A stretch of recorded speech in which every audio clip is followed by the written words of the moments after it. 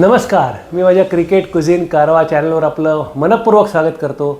आजचा दिवस आहे तो खास आहे, कारण तुम्हाला माहिती आहे का म्हणतो मी ते, भारताने पाकिस्तान विरुद्धचा सामना जिंकला आहे.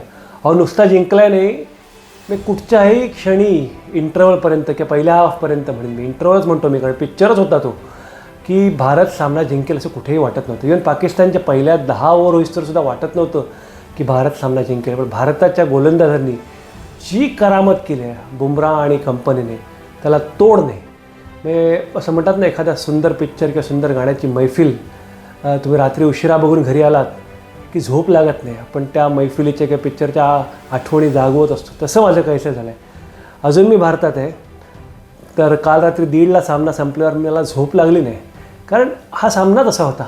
एक लक्षात घ्या, पाकिस्तान डिवचलेल्या अवस्थेतून या सामन्यात खेळायला आला होता, कारण अमेरिकेसारख्या संघाने त्यांना हरवलं होतं. त्यांच्या अस्तित्वाचा प्रश्न होता विश्वचषकातल्या, त्यामुळे हा सामना जिंकणं त्यांच्याकरता गरजेचं होतं. भारताकरता गरजेचं होतंच, कारण भारत पाकिस्तान सामना is like a battle of mother of all battles, आणि हा सामना जिंकणं बऱ्याच गोष्टीने गरजेचं असतं. म्हणजे मी तुम्हाला सांगतो, मी माझा गेला व्हिडिओ बघितला असेल, मी नुकतंच कारगिल, द्रास त्या सगळ्या क्षेत्रात जाऊन आलो. म्हणजे अगदी सैनिकांच्या मनोबलापासून सामान्य माणसाच्या मनोबलापर्यंत भारत पाकिस्तान सामन्याच्या निर्णयाचे पडसाद उमटत असतात, आणि त्याकरता भारताला हा सामना जिंकणं गरजेचं होतं. आत्तापर्यंत एकच सामना आपण हरलो आहे, तो दुबईचा, पण ती एक कटू आठवण सोडली तर विश्वचषकात आपला रेकॉर्ड अजूनही अबाधित आहे. हे झालं इमोशन्सबद्दल, सामन्याबद्दल. पण जर का सामन्याचा तुम्ही विचार केलात तर भारताने हा सामना जिंकला खरा, पण तुम्हाला वाटलं होतं की भारत हा सामना जिंकेल? नाही. याचं कारण असं होतं की कसं आहे ना, आपल्याला सामन्याकडे परत उलटं बघायला पाहिजे, सिंहावलोकन करायला पाहिजे, कारण जिंकल्यावर 100 गुन्हे माफ असतात. पण भारतीय संघ बरोबर आहे का? त्यात काही त्रुटी आहेत का अजून काही बदल करू शकतो?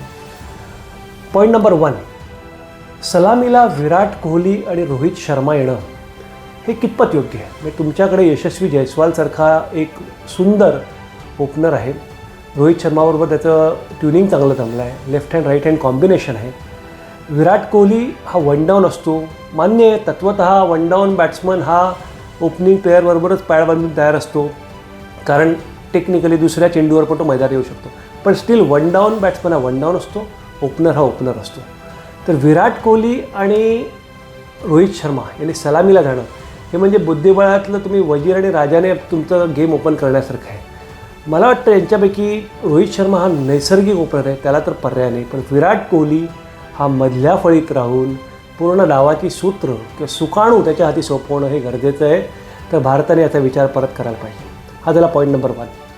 पॉईंट नंबर 2, जर का तुम्ही शिवम दुबेला अष्टपैलू म्हणून घेतलं असेल आणि त्याला गोलंदाजी देत नसाल, तर नक्कीच शिवम दुबेची जागा, म्हणजे एक जागा मधली आपल्याला रिकामी हवी आहे यशस्वी जयस्वालला संघात घेण्याकरता. तर यशस्वी जयस्वालचा संघात येण्याचा पर्याय हा शिवम दुबे असू शकतो, आणि परत कोहली नंबर 3ला जाईल आणि त्याप्रमाणे खालची बॅटिंग ऑर्डर होईल. पॉईंट नंबर 2, मला माहिती आहे लोकांना माझं पुढचं वाक्य आवडणार नाही, पण हे थोडंफार कटू सत्य आहे.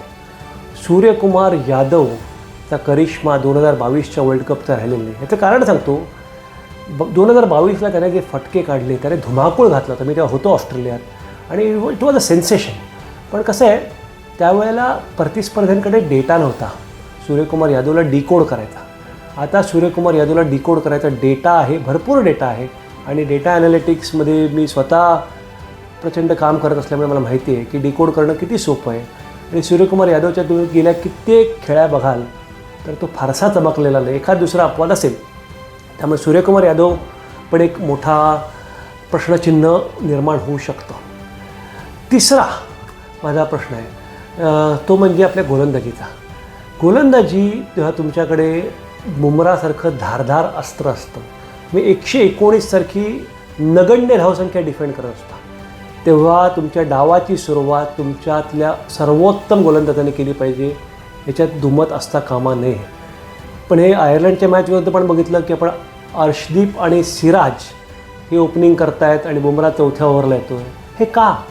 म्हणजे कालसुद्धा जर का बुमराने पहिल्याच षटकात, विचार करा, बाबर किंवा रिझवानला बाद केलं असतं, आणि त्याने केलेलं. त्याच्या पहिल्यात तुम्ही बघाल तो हातातला झेल सोडला शिवम दुबेने. पण जर का बाद केलं असतं तर तिथूनच पाकिस्तान बॅकफूटवर गेलं असतं. लक्षात घ्या, पाकिस्तानची फलंदाजी भारता एवढी सखोल नाही आहे. भारतात अक्षर पटेलपासून जडेजापर्यंत अनेक फलंदाज आहेत. पाकिस्तानमध्ये बाबर आझम, रिझवान, फकर जमान, इफ्तिकार आणि थोडाफार शादाब एवढीच आहे. उस्मानला मी अजून मानत नाही, पण उस्मानने दाखवलेलं नाही. एवढीच फलंदाजी आहे. त्यांच्या खाली त्यांची लाईन लागली असते. तर असं असताना बुमराने पहिली ओव्हर का टाकली नाही, हे सगळे ना अनुत्तरित प्रश्न आहेत. आणि हा थिंक टँक भारतीय संघाचा जो असेल त्यांची काहीतरी कारणं असतील, मला माहिती आहे. पण आपण जर का विचार केला या सामन्याचा आणि पुढच्या सामन्यात आपण कसं जायचं, पुढचा सामना आपला असेल अमेरिकेविरुद्ध आणि त्याच्यानंतर कॅनडाविरुद्ध. सो तुलनेने सोपे प्रतिस्पर्धी आहेत, जिंकायला पाहिजे. पण सुपर 8मध्ये आपण जाणार हे जवळपास नक्की झालेलं आहे. तर सुपर 8मध्ये आपला परफॉर्मन्स उंचावण्याकरता हे जे मी काय 3-4 गोष्टी बोललो त्याच्याबद्दल विचार करणं फार गरजेचं झालेलं आहे. कारण काय, आपण तुम्ही बघितलं गेल्या विश्वचषकाबद्दल मला बोलायला लावू नका. आपण उपांत्य किंवा अंतिम सामन्यापर्यंत जाऊन हरतो आहे. ते जे एक म्हणतात ना, एक बोट वरती जे विजेतेपदाचं आहे ते घेण्याकरता विजयी कॉम्बिनेशन काय असेल याचा आपल्याला विचार करणं गरजेचं आहे. आज प्रचंड खुश होत, आज आनंद साजरा करूया. पाकिस्तान विरुद्ध जिंकण्यासारखं दुसरं सुख नाही. तर माझे कित्येक मित्र न्यूयॉर्कला आहेत, ते काय सामन्याला होते आणि खरं सांगतो मी सामन्यातनं तुम्ही परत येताना अक्षरशः युद्ध जिंकून आल्यासारखे येत असतं. म्हणजे मी इतके भारत पाकिस्तान सामने प्रत्यक्ष बघितलेत. एक मला फक्त आठवतो आहे, तो 2017चा चॅम्पियन्स ट्रॉफी फायनलचा आपण हरलो होतो पाकिस्तानविरुद्ध. त्यावेळेला लंडनची जी अवस्था भारतीयांची बघितली, सगळ्या पबमध्ये असं नॅशनल दुखवटा असल्यासारखं वातावरण होतं.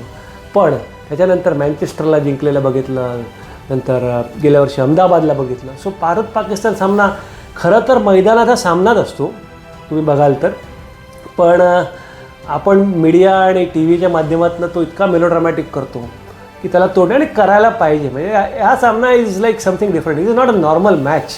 त्यामुळे भारत पाकिस्तान सामना लोक म्हणतात ना, हा जिंकला की वर्ल्ड कपचं काही हो, आम्हाला फरक नाही पडत. थोड्याफार प्रमाणात हे असंच आहे. पण आपल्याला तसं नाही करायचं. आपल्याला यंदा बार्बाडोसला 29 तारखेला फायनल खेळून वर्ल्ड कप जिंकायचं आहे.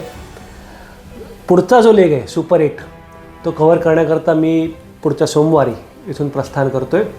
आणि तिथून मात्र मी आखो देखाल तुम्हाला देईन सुपर 8च्या भारताच्या सामन्यांचा आणि एकंदरीत स्पर्धेचा. तोपर्यंत भेटत राहू, बघत राहा माझा चॅनल क्रिकेट कुझिन कारवा. आवडलं तर लाईक करा, शेअर करा, सबस्क्राईब करा. धन्यवाद.